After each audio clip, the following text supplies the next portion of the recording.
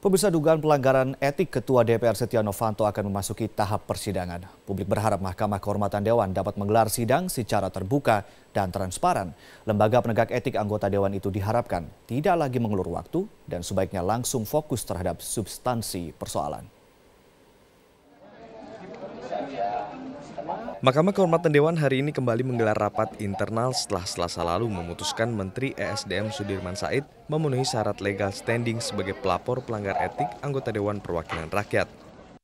Selama sepekan ini, dinamika di internal Mahkamah Kehormatan Dewan kian memanas, mulai dari pergantian anggota mahkamah oleh sebagian fraksi hingga perdebatan mengenai durasi rekaman percakapan yang diduga mencatut nama Presiden Joko Widodo dan Wakil Presiden Yusuf Kala. Bagi Sudirman Said, menyajikan rekaman utuh bukanlah persoalan. Bahkan, melalui staf khususnya di Kementerian SDM, rekaman yang akan dibuka di hadapan Mahkamah Kehormatan Dewan itu akan mengejutkan banyak pihak. Di tengah desakan publik yang makin masif agar Mahkamah Kehormatan Dewan tidak terus mengulur waktu untuk menggelar sidang, lembaga penegak etik anggota Dewan itu hari ini baru menentukan mekanisme dan nama-nama yang kelak dimintai keterangan untuk memperjelas perkara. Padahal, laporan ini sudah masuk sejak 2 pekan lalu.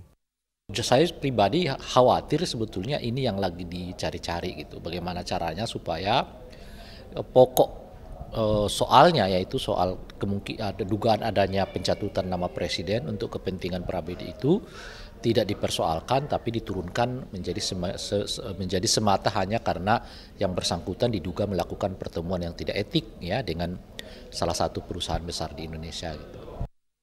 Sejumlah pihak yang kelak akan dimintai keterangan juga sudah bersedia membeberkan dengan jelas duduk perkara yang populer disebut Papa Minta Saham ini. Salah satunya ialah Menko Polhukam Luhut Binsar Panjaitan. Nama mantan politikus Golkar itu juga sempat disebut-sebut dalam isi rekaman. Sejak awal beliau mengatakan kalau MKD mengundangnya untuk berbicara, beliau siap 1000% untuk datang. Lain Luhut, lain pula Setia Novanto. Ketua DPR yang dituduh mencatut nama kepala negara itu malah belum menunjukkan sikap kesatriaannya untuk siap dan hadir dalam proses penegakan etik di Mahkamah Kehormatan Dewan. Anehnya, Setia malah membuat kesan bahwa dialah yang menjadi korban. Pak Sudirman ini tentu kita lihat perkembangannya yang jelas.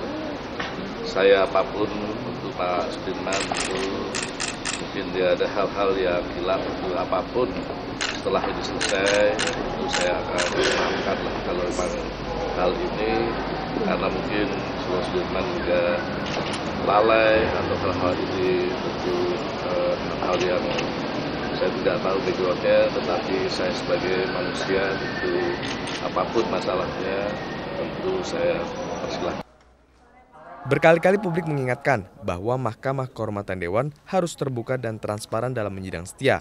Jangan sampai kejadian dalam sidang pelanggaran etik pertemuan dengan bakal calon presiden Amerika Serikat berulang. Entah kapan Setia diperiksa, ujungnya MKD hanya menjatuhkan teguran kepadanya. Tim Liputan, Metro TV.